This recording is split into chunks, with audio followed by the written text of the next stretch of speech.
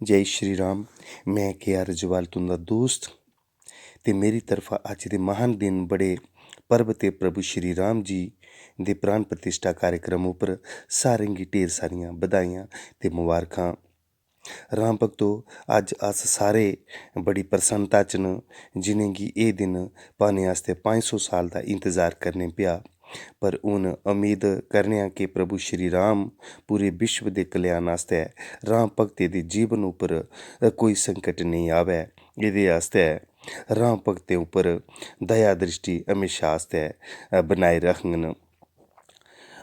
राम भक्तो, आओ भजन करियै प्रभु गी चेता करचै ते उं'दे उप्पर कुछ भजन जेह्ड़े न इस बेल्लै काफी प्रचलित न ते घर घर बज्जा करदे न, ते आओ निक्का देहा भजन अस बी गाचै ते मेरे कन्नै तुसें जरूर एह् भजन गाना ऐ। ते मेरी तरफा एह् निक्की नेही वीडियो अपने इस समाज च ते इसी जरूर सुनना ते शेयर करना। जय श्री राम।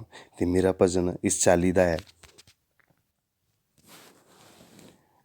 ओए होए मीठी मीठी, ओए होए मीठड़ी ऐ राम भगतें दी बोली, ते राम नाम गाओ भगतो, ते राम नाम गाओ भगतो। ओए होए मीठड़ी ऐ, ओए होए मीठड़ी ऐ राम भगतें दी बोली, ते राम नाम गाओ भगतो, ते राम नाम गाओ भगतो। भी मौका निं थ्होना ते मौका निं औना, भी मौका निं थ्होना ते मौका निं औना, परो प्रभु दे आशीर्वाद कन्नै भी अपनी झोली, ते राम नाम गाओ भगतो, ते राम नाम गाओ भगतो। ओए मीठड़ी ऐ, ओए होए मीठड़ी ऐ राम भगतें दी बोली, ते राम नाम गाओ भगतो, ओ ते राम नाम गाओ भगतो।